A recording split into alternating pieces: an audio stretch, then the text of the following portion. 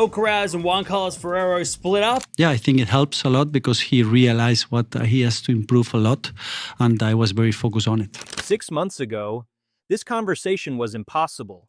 Juan Carlos Ferrero, the man who spent 7 years turning Carlos Alcaraz from a 15-year-old boy into a 4-time Grand Slam champion, has just said something that nobody in the tennis world saw coming. And once you hear everything he said, you will realize this story is much bigger than just a yacht and a controversial quote. Stay until the end, because this changes the future of tennis. Let's start with the quote that broke the internet.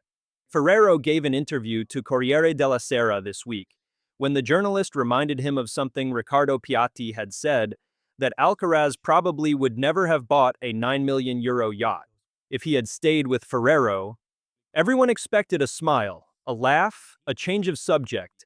Instead, Ferrero looked straight ahead and said, "Piatti was right," and then he added words that stopped the tennis world completely. "Maybe I told him no too many times, but Carlos was family to me, and I raise my children that way. Read that again." That is not a coach talking about a player, that is a father talking about a son. And that single quote tells you everything about what their relationship really was, and why the separation broke both of them. Because we need to understand what this split actually meant. Ferrero first met Alcaraz when he was just 15 years old, a teenager with a racket and a dream. Over 7 years, Ferrero transformed that teenager into the #1 player in the world. They traveled together every week, they trained together every day, they celebrated every major victory together. And when the split came at the end of 2025, Ferrero himself admitted it broke his heart. He admitted he struggled to watch Carlos play. He admitted he felt sadness every time he remembered what they had built together. This was never a business decision, this was a family separation. But here is where everything changes, because the Ferrero speaking this week sounds nothing like the man who was heartbroken just a few months ago. He sounds stronger, calmer, like someone who has processed the pain and is now ready to look forward. And the proof of that is something else he said in the same interview, something that generated even more reaction than the yacht comment. When the journalist asked if he would ever consider coaching Jannik Sinner, the #1 player in the world and the greatest rival Carlos Alcaraz has ever faced, Ferrero did not hesitate for a single second. He said, "Why not?" And then he went even further. He said it would be wonderful to coach Sinner.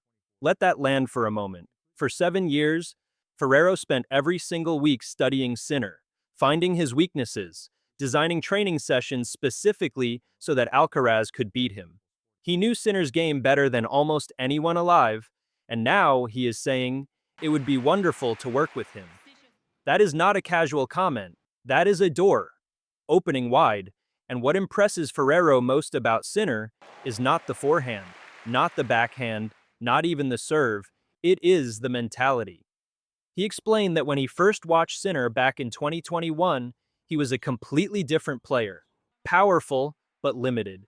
Playing almost everything cross-court, rarely coming to the net, almost no drop shots, almost no change of direction. But every single year, Sinner identified exactly what he needed to fix, corrected it, and came back stronger. Ferrero said, he absorbs information like a sponge. For any coach in the world, that is the dream player. Now here is the detail that almost everyone has missed. Despite the separation, despite the yacht comment, despite all the noise, Ferrero still believes Carlos Alcaraz is a better player than Jannik Sinner. He puts Alcaraz at 55% and Sinner at 45%. He says Carlos has more weapons, more variety, and a unique ability to break the rhythm of any match, at any moment. This is a man who compared Alcaraz to his own children, who admitted the split broke his heart, who is now openly discussing coaching Sinner. And he still thinks Carlos is the best player in the world. That tells you everything about the yacht comment. It was never an attack. It was never resentment. It was the honest voice of someone who spent 7 years protecting a player he loved, from the distractions that come with fame and money. Someone who said no when everyone else said yes. Someone who believed that discipline and sacrifice were the only road to becoming the greatest of all time. And perhaps That is exactly why they had to separate. Because Carlos Alcaraz is no longer the 15-year-old boy who needed protecting.